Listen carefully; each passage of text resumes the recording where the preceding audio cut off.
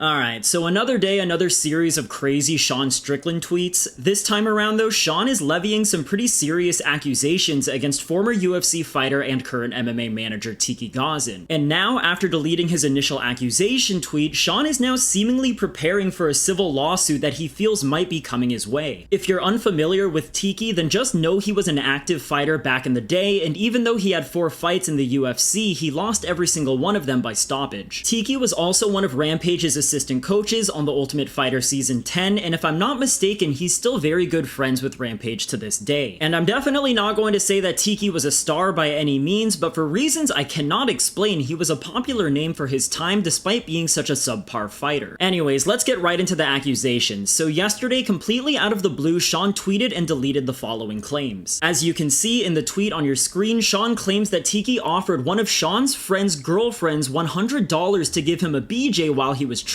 He then immediately follows up that line by also accusing Tiki of hooking up with a 17-year-old girl. So obviously, this is a bit of a bizarre situation, and without any additional context, I wouldn't have bothered making a video about it. However, in the replies to this tweet, Sean took it upon himself to answer questions from his fans on Twitter who wanted to know more details about his claims. This guy asks if Sean is in fact referring to Tiki Ghosn, which Sean confirms. In response to this guy asking what gym Tiki trains out of, Sean replies with Huntington Beach Ultimate, and when I checked out Tiki's Wikipedia page, he indeed was born, raised, and still lives in Huntington Beach, and lo and behold, the first gym name that's shown on his page is Huntington Beach Ultimate Training Center. This next tweet reply is kind of crazy because Sean claims that his friend who told him all of this, the guy whose girlfriend Tiki supposedly offered to pay $100 for a BJ, was actually trained and managed by Tiki himself. So if these accusations are actually true, then Tiki is a ballsy guy thinking that he could ask to pay one of his fighters' girlfriends to do something like this. Then this guy asks a very valid question when he asks Sean why he can't stay out of trouble, and in my opinion, Sean gives a very self-aware response to this by saying that he just always needs to have an enemy. Sean says that he thinks Tiki ended up dating the 17-year-old that he supposedly hooked up with when she turned 18, and indicates that it might be a grooming situation. And if you're at all aware of Sean and his history of beefs with other people in the MMA world, you'll know that this is not the first time he's called out a prominent figure for being a groomer. Like I said a moment ago, I probably wouldn't have even bothered making this video if it weren't for Sean's additional tweet replies that add a little bit more context to his initial tweet that really came out of the blue and left a lot of fans, including myself, scratching their heads. And who knows if these claims are actually true or not, but it certainly seems like Sean is pretty damn confident in the information that he let out into the world. However, just a few short hours after making his initial tweet, Sean deleted the post entirely, then made a new tweet which says the following. Well, in regards with my last post when I said I don't know why, now I know why, LMAO. Welcome to America, we might be starting a GoFundMe for a civil lawsuit, haha. And just going back to his original tweet, you might remember that Sean said that Tiki is still everywhere, I don't know why. Meaning he doesn't understand why Tiki is still such a prominent figure in MMA, even though his fighting career ended such a long time ago. And it doesn't take a genius to infer from Sean's follow-up tweet here that Tiki and his connections probably reached out to Sean directly in response to his accusations and threatened litigation against him for publicly tweeting these unsubstantiated claims. Obviously, the threats against him were serious enough for Sean to delete his tweet, and it seems like he might seriously be preparing to enter some sort of defamation lawsuit against Tiki. This guy tweeted a reply to Sean with a fake picture of a GoFundMe campaign to support Sean, and Sean responds by saying, bro, that might be a reality soon. So yeah, it really seems like Sean might actually think a lawsuit might be on its way. Alright, so before I talk about how this definitely isn't the first time Sean has called out a potential grooming situation between an MMA coach and a student, if you're wondering what my take on this situation is, then just know that I think it's definitely an odd one. On one hand, I do think that Sean calling out scumbags within the industry is overall a good thing, because we as fans know so little about what happens within the walled garden that is the professional world of MMA. And I personally appreciate learning who might be a gross human being behind closed doors. And in the case with Tiki, although I'm not going to say one way or another that I think he's a potential predator who groomed a teenager, I will say that he's always struck me as kind of a weirdo. For those of you who saw my UFC fighters who appeared on the Blind Date reality TV show, you might recall that Tiki was definitely the weirdest out of all 4 of the UFC fighters who were featured on it. On the other hand though, I just think that Sean was a little foolish for making such defamatory accusations without providing any semblance of proof. I mean, according to Sean, he has text message logs that help back up his claims, but he hasn't released those, so again, this was really just Sean asking for trouble here. Like, even going back to the Alex Pereira accuser from last week, the girl who accused accused Alex of being a creep was dragged through the mud by UFC fans for making such serious accusations and not providing any real concrete evidence to support her claims, and I'm not gonna lie, I kinda see the parallels here with Sean. But the thing is, in situations like this, Sean should really use a bit more foresight when publicly tweeting out what he tweeted, because on one hand, accusing Tiki of offering money in exchange for sexual services is one thing, but publicly accusing Tiki of sleeping with and grooming a minor brings forth a whole different level of legal liability, and it seems like Sean is realizing that now. Anyways, like I said before, this definitely is not the first time where Sean has pointed fingers at someone in the sport for being a groomer. You're probably well aware of the fact that going back to 2022, Sean has repeatedly called out Pat Barry for grooming Rose Namajunas since they first met when she was 14 years old. Once again, in a series of tweets going back to April of 2022, Sean has pointed out the relatively open secret that Pat and Rose's relationship definitely warrants raising some eyebrows. Pat Barry is 13 years older than Rose, and by their own admission, the two began dating when Rose turned 18, which made Pat 31 when they became official. Many UFC fans have pointed this out to be a case of coach-athlete grooming, and it definitely doesn't help the fact that Pat himself has said that when it comes to Rose, it was quote love at first sight, which is weird. And yeah, with all of those details out in the open, every couple of months, Sean will take the opportunity to troll Pat for potentially being a predator who took advantage of his position as a coach and trainer and groomed Rose. That's not even the only other time Sean has called out a coach for being a potential groomer either, because in the same tweet as when he originally called out Pat Barry, Sean also called out Jim West for potentially grooming Aspen Ladd. However, unlike the case of Pat and Rose, Jim West himself claims that he didn't even meet Aspen until she was already 18, so according to Jim, he didn't groom anybody. However, Sean himself refutes this by saying that Aspen was training at Jim's gym since she was 14 or 15, so the idea that Jim only met Aspen when she was 18 years old is open to speculation. That being said, much like Pat and Rose, Jim and Aspen are still dating to this day. So yeah, obviously, all things grooming is clearly a sensitive topic for Sean. I mean, it makes sense too, seeing as Sean has been pretty open about experiencing sexual abuse as a child at the hands of his own father, so it's not all that surprising Sean is vocal about adults taking advantage of minors now that he has a platform to do so. And honestly, even though there's a lot of aspects about Sean's personality I don't really agree with, I really admire this quality about Sean. Whereas 99% of MMA fighters stay quiet about this very obvious grooming issue across all martial arts, Sean is like the only person that's willing to speak out against it and call out those involved. But the thing is, in the case of his accusations against Tiki, I think he misplayed his hand a little bit, seeing as there's really no evidence to actually support the claims that Tiki supposedly groomed this 17-year-old girl. Compare this to Pat and Rose or Jim and Aspen, who have pretty public relationships where it's relatively easy to track the timeline of events from when they met to when they began dating, and some obvious questions start to arise. With Tiki, however, we don't know who the girl is, we don't know her name, we don't even know if she truly exists, so the fact that Sean tweeted to the world that Tiki is a potential groomer without a shred of evidence was an incredibly reckless thing for him to do. And unless the girl herself comes forth and publicly reveals that there was evidence that she was groomed by Tiki, Sean is going to remain in this very scary spot where he just publicly accused someone of illegal activities without any proof. And now, seeing as Sean is clearly preparing for a potential civil lawsuit being filed against him for what I would imagine would be defamation, I think this might be a big learning lesson for him in making accusations that he can't back up. I mean, who knows if Sean actually learns a lesson in keeping his mouth shut and his Twitter fingers in check from this, but if I were in his shoes, I definitely think twice about calling someone out for being a potential predator just based on rumors alone. Because who knows if Tiki actually did groom a girl or not? Maybe he did, maybe he didn't, but there's no way in hell that the text message rumor that he has will hold up in court, and although I don't want to see Sean get into trouble for speaking his mind on Twitter, I can't help but feel like he dug himself into a hole by making these accusations. Anyways, that's the video for today. Definitely let me know your thoughts on this very strange situation that Sean finds himself in. Do you also think that Sean overplayed his hand by calling out Tiki, or do you think that he was well within his rights for putting the spotlight on a potential predator? What do you think about Sean's history of calling out Pat Barry and Jim West as groomers all the way back in 2022? As always, if you liked the video, then like the video, and if you haven't subscribed to the channel, please do so. I appreciate you guys for watching, and I will see you on the next one. Bye.